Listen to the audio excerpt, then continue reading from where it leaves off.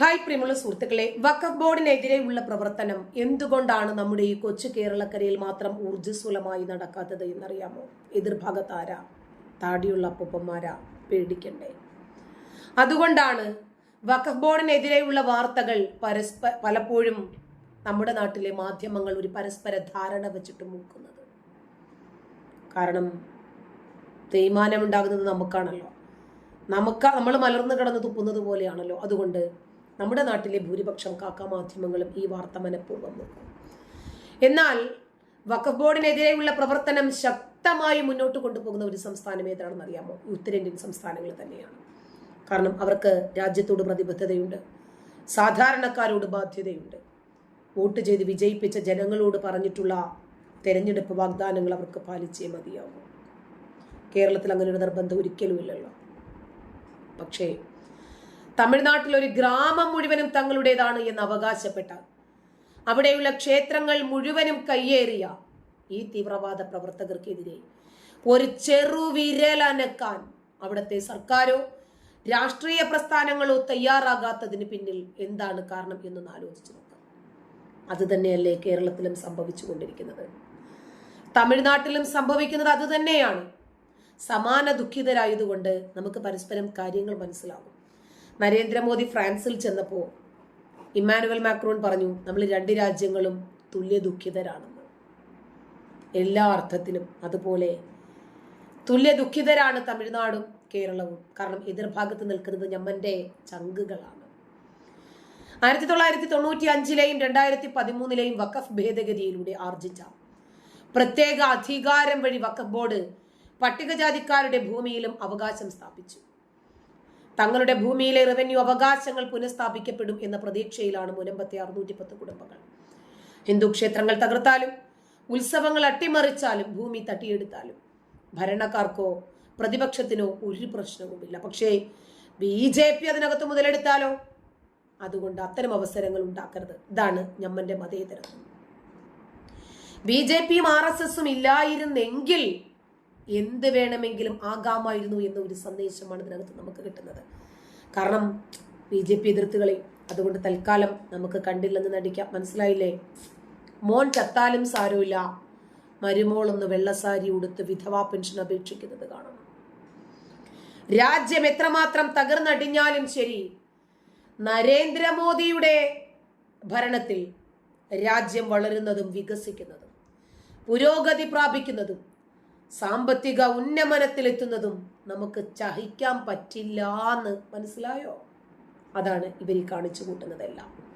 ഇപ്പോ കാശെണ്ണി നക്കി ഏക്കർ കണക്കിന് ഭൂമി ഉൾപ്പെടെ കണ്ണിൽ കാണുന്ന ഏവന്റെ ഭൂമിയും, എത്ര ഭൂമിയാണെങ്കിലും അത് സർക്കാരിൻ്റെതായാൽ പോലും ഞമ്മന്റെ വഖഫാണത്, ഞമ്മക്ക് വേണമെന്ന് പറഞ്ഞാൽ ആയിരക്കണക്കിന് ജനങ്ങളെയും വീടുകളെയും ഒഴിപ്പിക്കാൻ പോലും പറ്റുന്ന കിരാതമായിട്ടുള്ള ജനാധിപത്യ വിരുദ്ധ നിയമം, മനുഷ്യാവകാശ ലംഘനം ഉൾക്കൊള്ളിച്ച നിയമം കോൺഗ്രസിനെ കൊണ്ടുണ്ടാക്കിച്ചിട്ട് പോക്കറ്റിലിട്ട് സുഖിച്ച് നടക്കുന്നവർ പറയുന്നു, ക്ഷേത്രങ്ങൾ തകർത്താണോ ഞങ്ങൾ പള്ളി പണിതത് എന്ന്.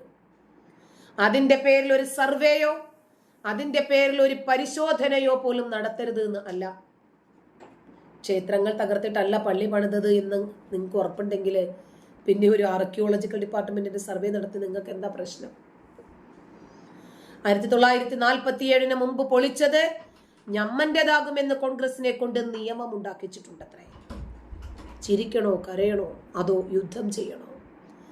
വഖഫിന് ആവശ്യത്തിന് സ്ഥലമില്ലാഞ്ഞിട്ടാണോ വില കൊടുത്ത് വാങ്ങിയത് കൊള്ളയടിച്ചെടുക്കാൻ ശ്രമിക്കുന്നത്? നാട്ടുകാരെ മൊത്തവും ഒഴിപ്പിച്ച് കാഫിറുകൾ അധ്വാനിച്ചുണ്ടാക്കിയത് ഞമ്മന്റേതാണ് എന്ന് തള്ളിമറിക്കുമ്പോൾ ഒരു ലേശം ഉളുപ്പൊക്കെ ആകാം എന്നൊരു തോന്നൽ. വഖഫ് ബോർഡിന് സമാനമായിട്ടുള്ള തത്തുല്യ അധികാരമുള്ള ഒരു ഹിന്ദു ബോർഡ് അനുവദിക്കട്ടെ കോൺഗ്രസ്.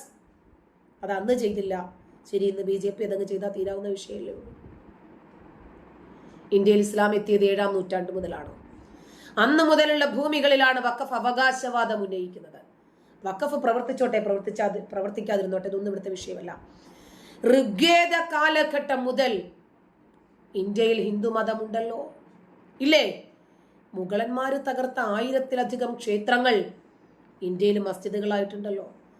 അതൊക്കെ ഏറ്റെടുത്ത് സംരക്ഷിക്കാൻ ഹിന്ദുക്കൾക്ക് ഒരു ഹിന്ദു ബോർഡ് വേണം എന്ന അവകാശവാദം അവർ ഉന്നയിച്ചാൽ വഖഫ് ബോർഡ് കൊടുത്തവർക്ക് ഹിന്ദുക്കൾക്ക് ഒരു ഹിന്ദു ബോർഡും കൊടുക്കേണ്ടി വരില്ലേ? ഇല്ലേ? അപ്പോഴും മുസ്ലിങ്ങൾ എവിടെ നിൽക്കുമെന്ന് ആലോചിക്കുക. 7-ാം നൂറ്റാണ്ടിലാണ് ഇസ്ലാം കടന്നു വരുന്നത്. 1000-ലധികം ക്ഷേത്രങ്ങൾ മസ്ജിദുകളായ സാഹചര്യം ആലോചിച്ച് നോക്ക്. ഋഗ്വേദ കാലഘട്ടം മുതൽ ഇവിടെ ഹിന്ദുക്കളില്ലേ? അങ്ങനെ ഹിന്ദുക്കളൊന്ന് നിവർന്ന് നിന്നാൽ ഇവരുടെ വഖഫ് എവിടെ പോയി നിൽക്കുമെന്ന് ആലോചിച്ച് നോക്ക്.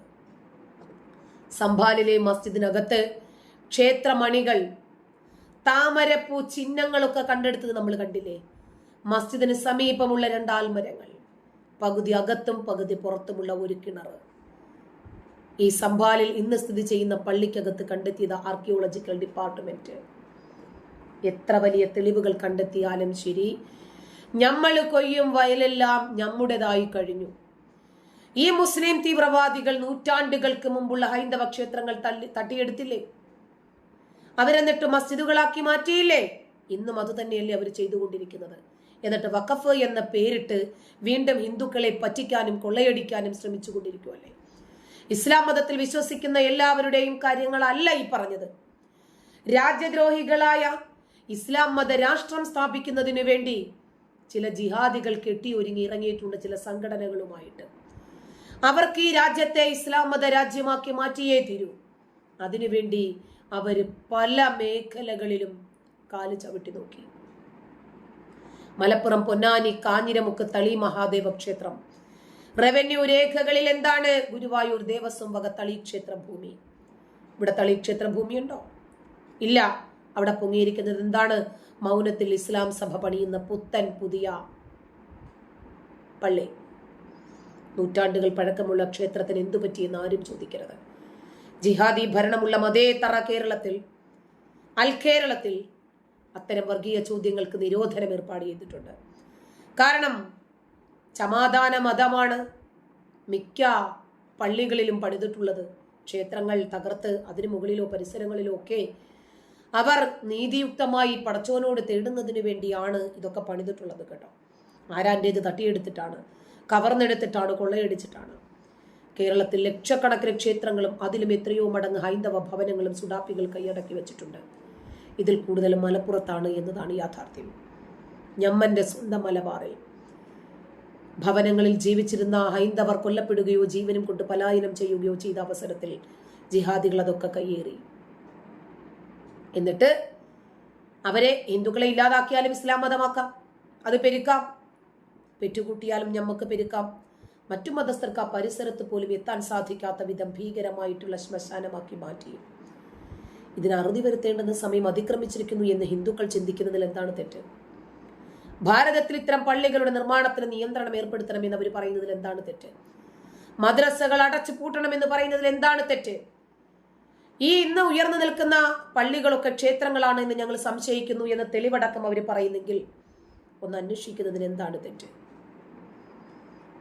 ഈ ഉയർന്നു നിൽക്കുന്ന മസ്ജിദുകളുടെയൊക്കെ പിന്നിൽ ഒരു ക്ഷേത്രത്തിന്റെ ചരിത്രമുണ്ട് എന്ന് തെളിവ് സഹിതം അവർ സമർത്ഥിക്കുമ്പോൾ അവരുടെ വണ്ടി കത്തിച്ചിട്ട് കാര്യമുണ്ടോ? അവരെ തെറി പറഞ്ഞിട്ട് കാര്യമുണ്ടോ?